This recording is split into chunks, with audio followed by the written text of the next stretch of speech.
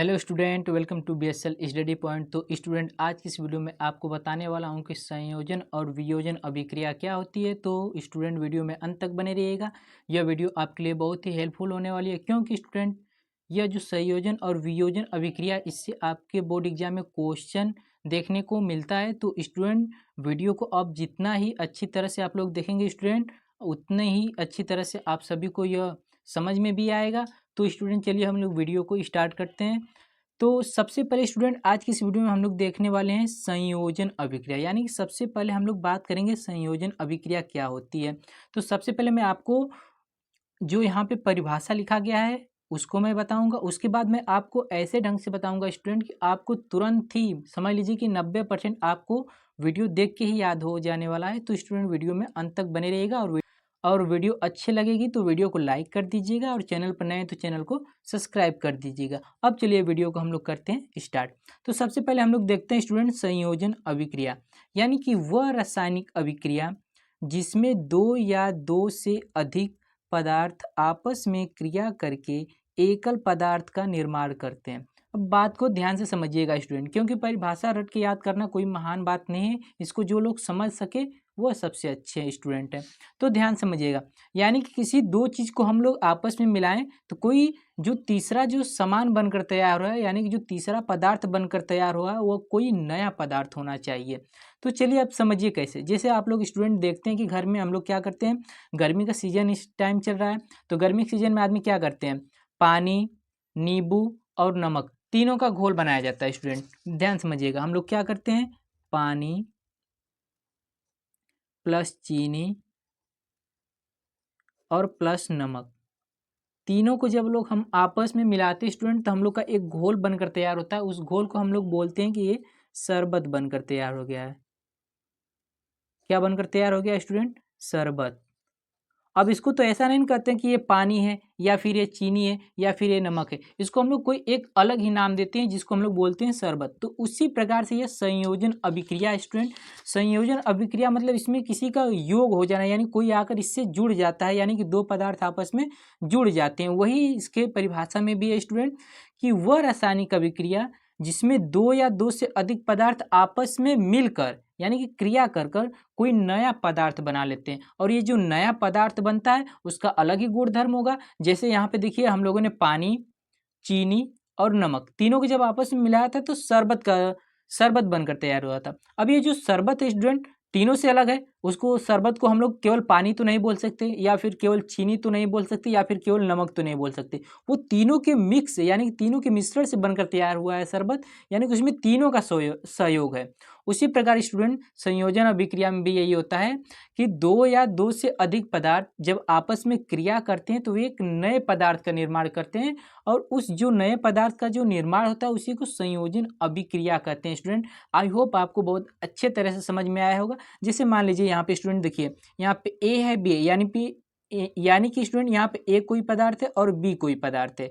जब दोनों आपस में क्रिया करते हैं तो सी पदार्थ बनकर कोई नया पदार्थ बनकर तैयार होता है। जैसे आप लोगों ने देखा है कि जल के निर्माण में दो अणु रहते हैं, एक हाइड्रोजन होता है और एक ऑक्सीजन होता है। यानी कि जब हाइड्रोजन और ऑक्सीजन आपस में मिले होंगे तभी तो स्टूडेंट जल का निर्माण हुआ होगा।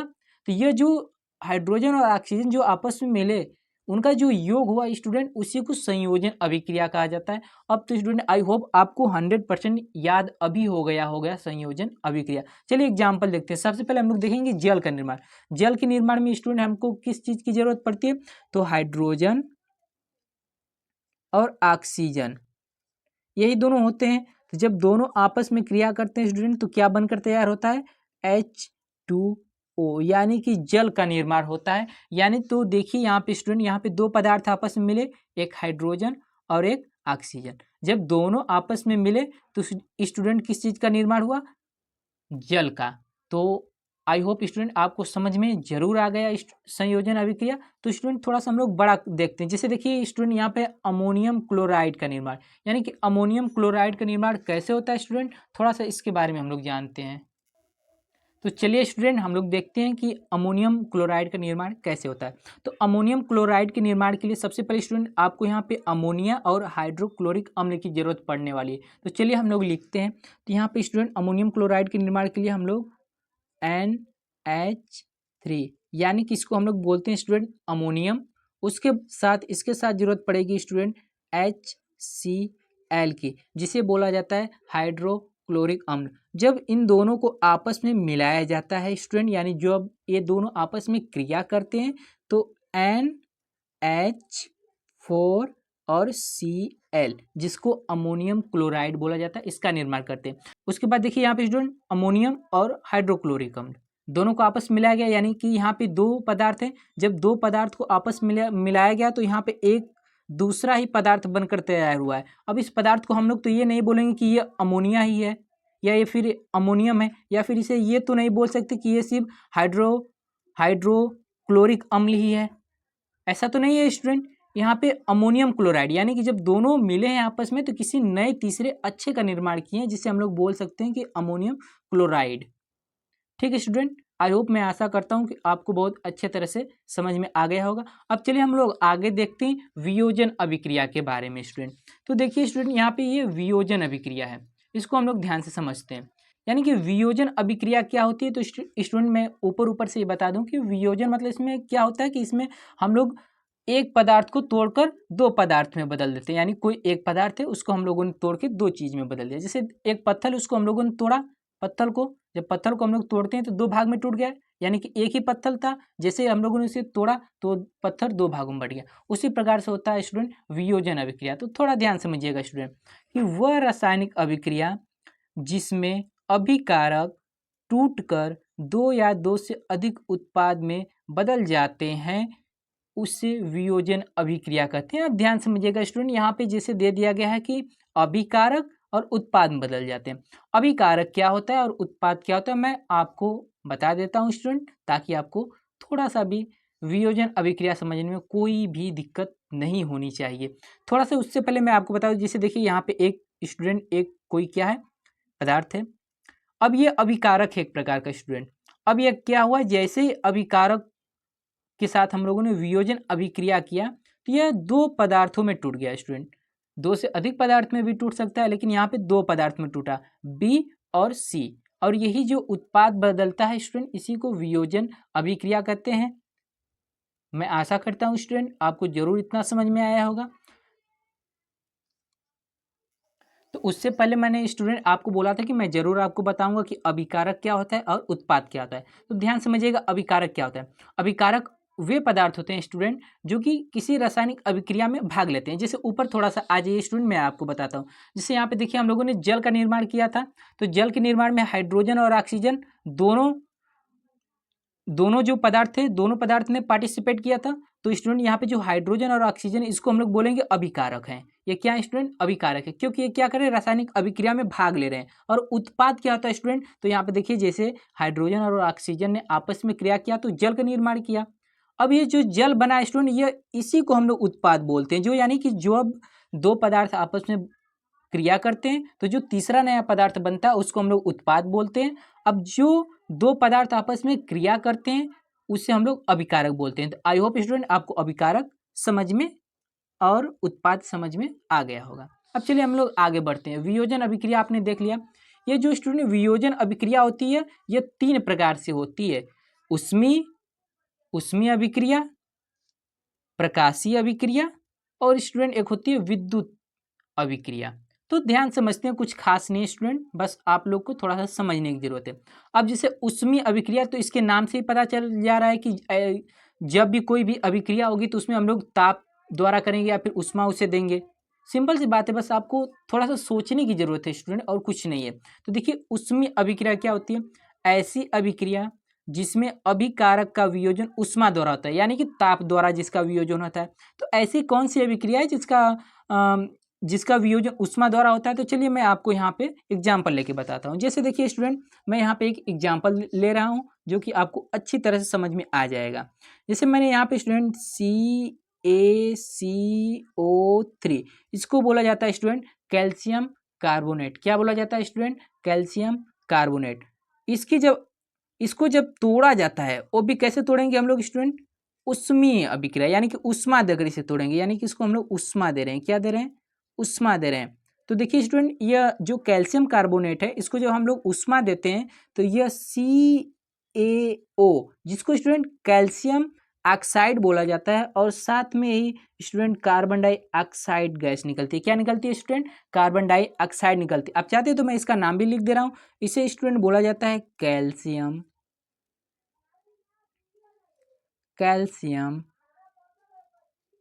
कार्बोनेट। क्या बोला जाता है स्टूडेंट? Carbonate, calcium carbonate. जब कैल्शियम कार्बोनेट को हम लोग ऊष्मा देते हैं तो स्टूडेंट ये टूट किस में जाता है? कैल्शियम ऑक्साइड में। किस में टूटता है स्टूडेंट? तो कैल्शियम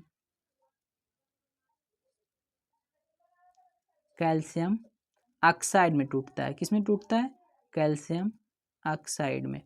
और इस साथ में स्टूडेंट और क्या बनता है? तो देखिए कार्बन डाइऑक्साइड।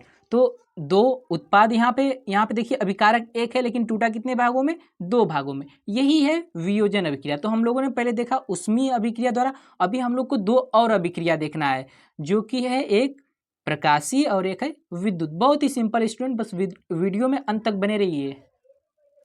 तो चलिए स्टूडेंट, अब हम लोग देखते हैं प्रकाश वियोजन, यानी जब वियोजन अभिक्रिया सूर्य के प्रकाश द्वारा होती है। किसके द्वारा होती है स्टूडेंट? सूर्य के प्रकाश द्वारा। जबकि मैंने आपको बोला था कि प्रकाशीय वियोजन जो अभिक्रिया है वो किसके द्वारा होगी? सूर्य के प्रकाश द्वारा होगी, जो कि सिंपल से है। तो इस पर भी मैं आपको एक एग्जाम्पल लेके बताता हूँ। जैसे देखिए मैं यहाँ पे स्टूडेंट ले रहा हूँ एक एग्जाम्पल, AgCl,